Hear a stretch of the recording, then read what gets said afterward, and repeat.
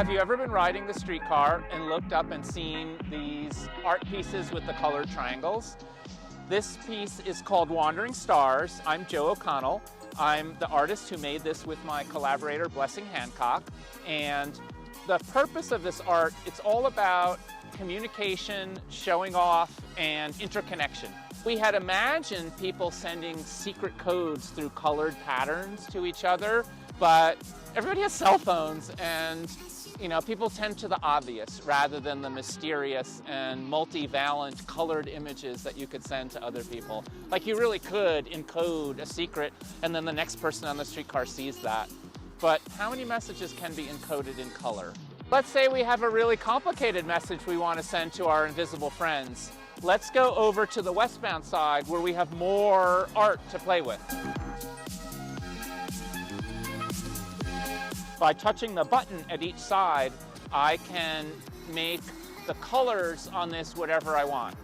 So it's kind of a cold night, so what if we wanted to make this all warm reds and oranges? As I put my finger on the button, the triangle above me is running through different colors, and when I let it go, it'll stay on that color. So orange.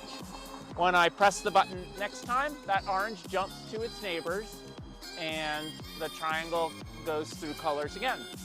And every time I let my finger up and start the next one, that color jumps to its neighbors, and pretty soon I'm filling the entire sculpture with a series of colors. If we look up, we have an entirely different color scheme, and it's just going to stay that way until the next person comes along and has a different idea.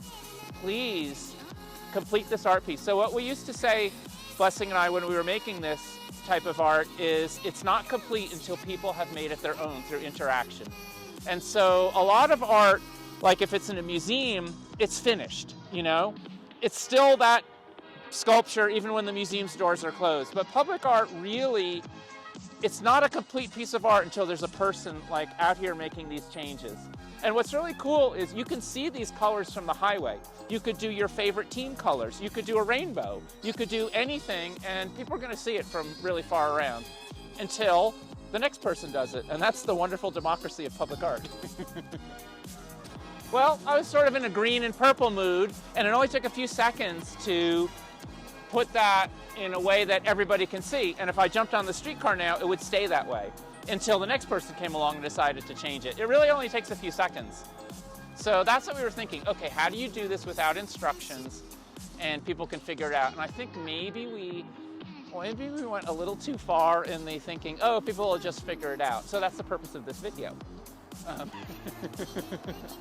But once it's explained, we're hoping people will explain it to other people.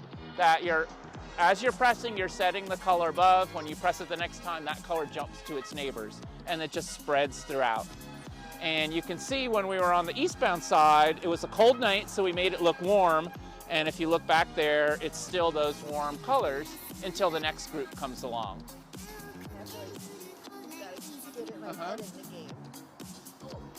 Yeah, that's great. It goes way too fast. We should have slowed it down. I know. I know, what was I thinking? I was younger and my brain worked quicker back then.